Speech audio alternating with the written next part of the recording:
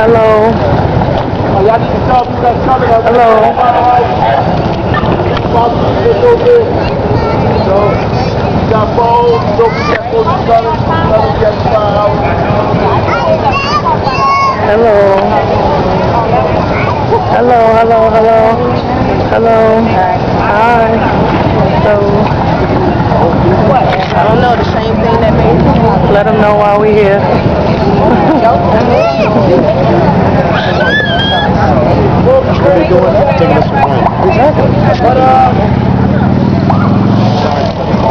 Change locations on purpose.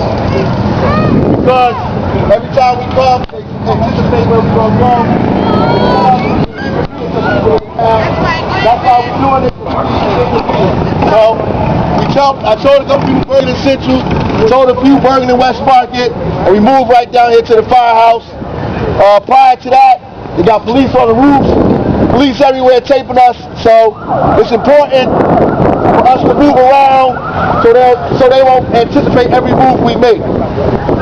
So that's why we moved down here to the firehouse. We moved down here to the firehouse as well because we down here because a young person was killed about a block away. It's a student of mine, a friend of mine. You know, I knew him since he was a young boy. He was killed out here on these streets of Newark. Right there. That wasn't in the press. That wasn't in the premiere of the movie we saw last night. Yes, sir. Wasn't on TV. Probably wasn't part of the statistics that they named. But it's a real person. His name is Jefferson Vista. He has a real family. His family works in this town. They live in this town. They grew up in this town. They're a part of this town. And he deserves the respect as every other person in this community does. So we have a rally today in his name because his name didn't make the newspaper. But everybody that dies in this town is important to us. Everybody that's living in this town is important to us. Everybody that's alive in this town.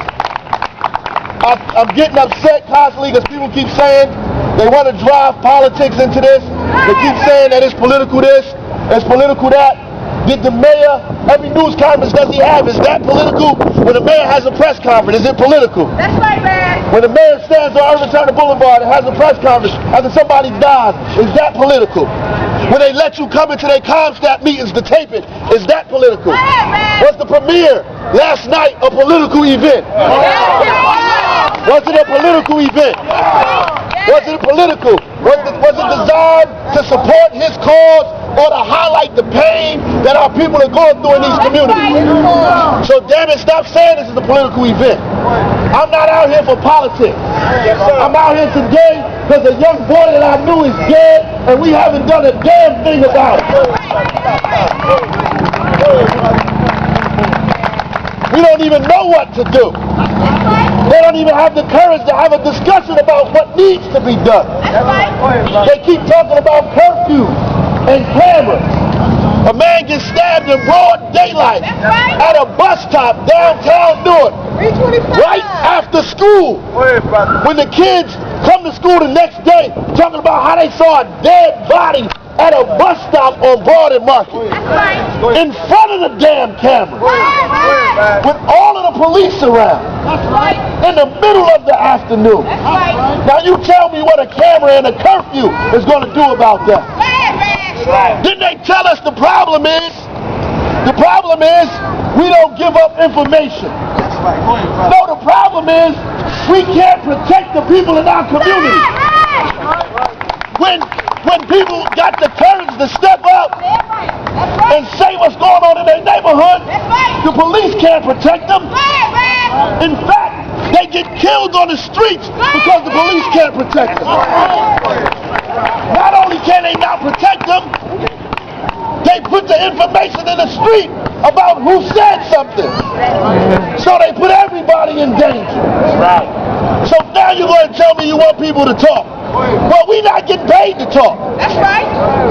Our families don't have bulletproof vests. That's right. Our families don't have shotguns and 9mm. That's right. We can't make a call and bring the SWAT to our house. That's right. We not getting a pension and a salary to protect these communities. That's right. There are people who get paid to do this. That's right. There are people who get paid to investigate. That's right. And damn it, they ought to do their job. That's right. And stop depending on us to do the job, and then we risk our lives and get killed on the street because you refuse to do your job. Right. And then say it's our fault that we dying in this community. That's right. It's not our fault. That's right. It's not our fault. What is our fault is that we are too afraid to open our mouths, That's right. to say stuff to each other, Right. That's right. to check our neighbors, Right. That's right. to check our family members, to check the children in our block. That's right. We're afraid to speak against what's going on in this community, That's right. what's going on in this city, what's going on in our job. That's right. We're afraid to open up our mouths. That's right. We've been living in neighborhoods for 20 years, don't even know the neighbor across the street. That's right. Been living in a community for 15 years and can't even break bread with the person that live upstairs from you. Can't even have a decent conversation with the person 2 doors down from you. That's right. You don't even know what's going on in your neighbor's house. That's right. All you know is rumor and innuendo. Afraid to talk. They made us believe that we shouldn't be family, that our community should be broke. Then they put us on TV and tell us how broken and confused and illiterate and ignorant we are. All right. They break our families up, send DICE in, tear our families apart, stop our men from getting a decent job, won't even give them a damn driver's license, Exactly. break the community up. Tell the woman as long as the man is in your house, you can't get no support. So the man is in the house working but not making enough money to feed the family. So he resorts to the streets and he feeds his family through the streets, but eventually he goes to jail or is gunned down in these neighborhoods. Then they put us on TV and show us being ignorant and lazy and savage and animals. And they portray that. And our children grow up watching that. And they believe it like it's true. They believe it like it's the truth. They think they animals. They think they savages. They think this, and so they act like this. They perform like this. And we don't have enough courage to say, boy, you're not an animal. God didn't make you a savage. You was not born a gang member. God didn't make that when he made you. He had something in mind for you. A plan for you. But you do not see the plan because you see death and destruction in your neighborhood, in your living room, on your TV. And so you grow up like this. All of these boys grow up this way. And we watch them. And the young ladies support it like it's cute. They support it like it's okay. That's right. And then they wear these shirts that say R.I.P. And they love their brother when he dead. But they didn't love him when he was alive. They love each other in death.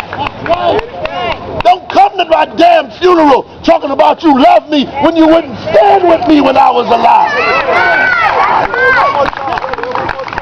Don't wear my shirt on your back if you couldn't even stand with me while I was alive and breathing. If you couldn't give me food and sustenance, mental and security and social security. If you couldn't even pick my damn body off the street when I was blood on the ground. Don't say that you are my brother when you watch the life go out of my body and you don't do a damn thing about it.